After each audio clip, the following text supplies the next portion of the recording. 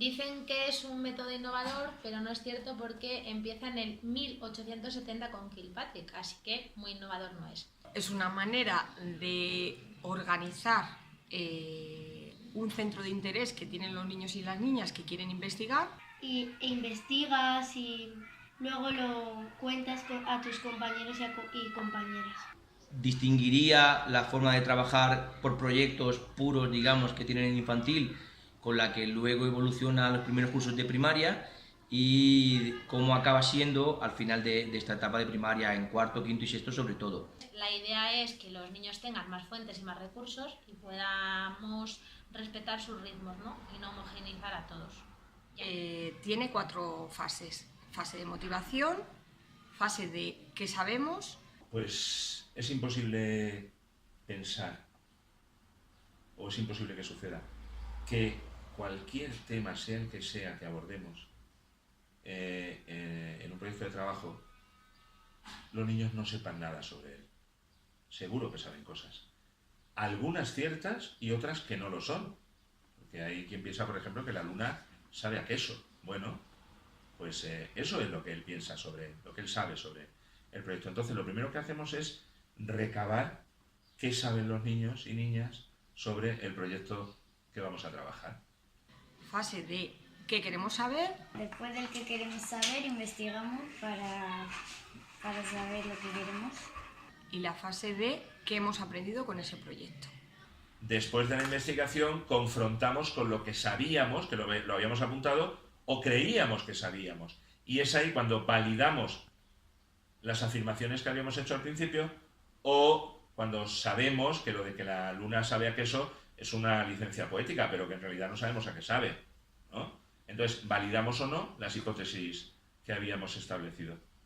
Sobre todo los proyectos puros en infantil se eligen teniendo en cuenta lo que quieren los niños y niñas de ese grupo, clase.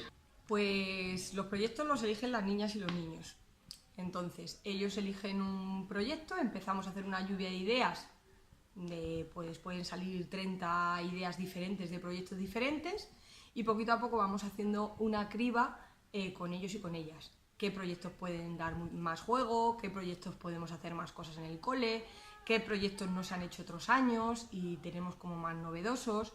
Y poquito a poco vamos haciendo una criba y van saliendo, pues, por ejemplo, pues 8 o 9 ideas de proyectos. Después, pues empezamos a hacer la primera votación.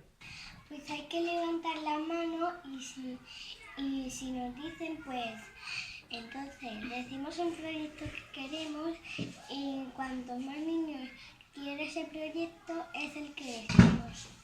Entre ellos y ellas eligen y dicen, pues yo defiendo este proyecto porque creo que podemos hacer cosas en zonas o porque pienso que es más novedoso y podemos hacer muchas cosas manuales. Y se empiezan un poco a convencer de qué proyecto es el que más les gusta.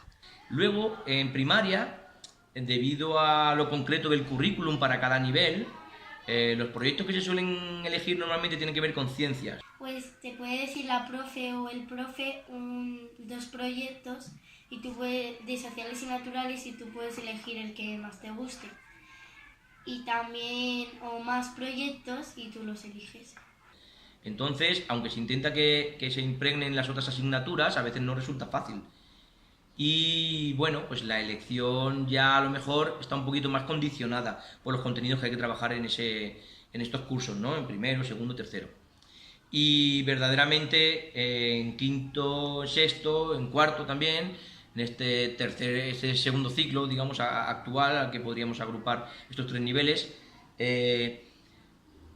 debido a lo concreto y al montón de contenidos concisos que hay en sociales y en naturales, hay una primera parte del trimestre, que intentamos que no llegue ni a la mitad, en la que vamos elaborando un portfolio, trabajando los estándares de aprendizaje, los contenidos concretos de distintos bloques de contenidos, que son prescriptivos porque vienen en el currículum y hay que verlos, ¿no? Y luego en esa segunda parte del trimestre, a partir de lo que hemos visto en sociales o en naturales, cada uno de los equipos elige cuál va a ser su proyecto de investigación y puede estar referido. Esto básicamente lo que se hace es investigar a partir de esas partes que antes hemos hablado, de la motivación, qué sabemos, qué queremos saber y qué queremos hacer, y sobre todo en primer ciclo está muy asociado al qué queremos hacer.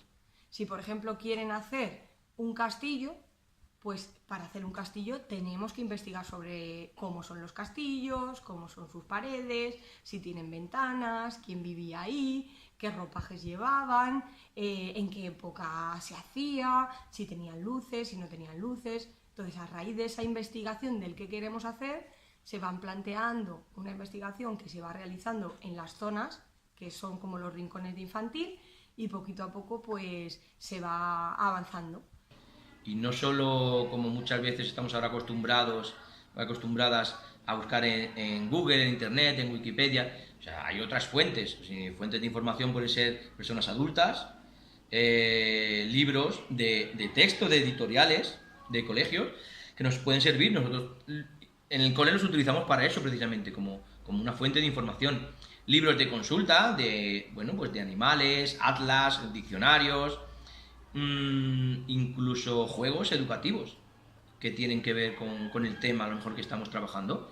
No solo tener información a través de internet. La Encarta, por ejemplo, mi primera Encarta, o ediciones de Encarta, pero no necesariamente, porque a veces a lo mejor la conexión a internet falla y parece que no sabemos hacer otra cosa. Entonces, después de esa búsqueda de información, habrá que seleccionar la información que sea relevante, y luego empezar a realizar un borrador, organizar aquello, ¿vale? Siempre, si hacemos esa investigación, los proyectos de investigación en principio solemos trabajarlos de forma cooperativa, en equipos.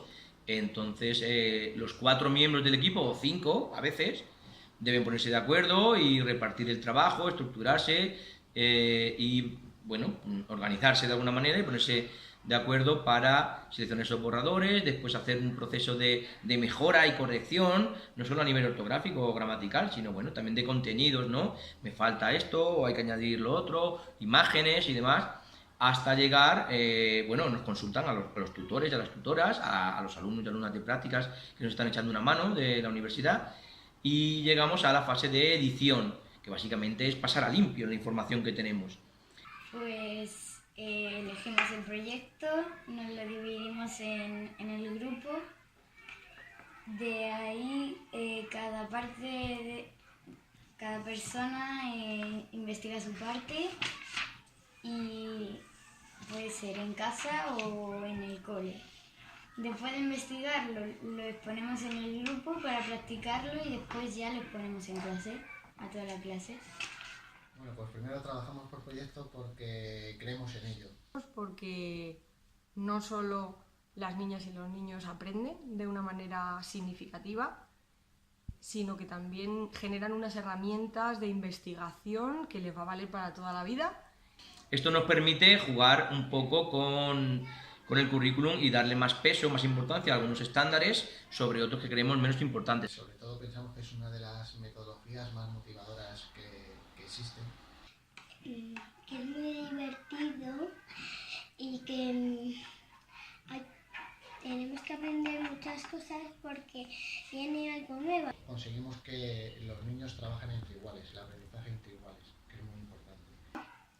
Es que en otros colegios no es tan divertido estudiar cosas nuevas porque tienes que estudiar mucho y es muy aburrido, y pues por proyectos es más divertido. Cada año es diferente. O sea, cada año no solo aprenden ellos y ellas, sino también yo.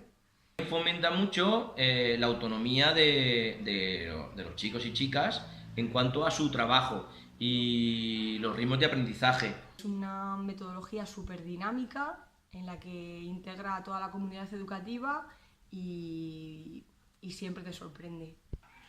Y a mí me gusta porque es una manera diferente, porque no es lo mismo trabajar así que sentada y estudiando en el libro. Todo este conjunto hace además que todo el alumnado se sienta inclusivo, se sienta incluido dentro del aula, y es uno de los apartados más importantes que existen.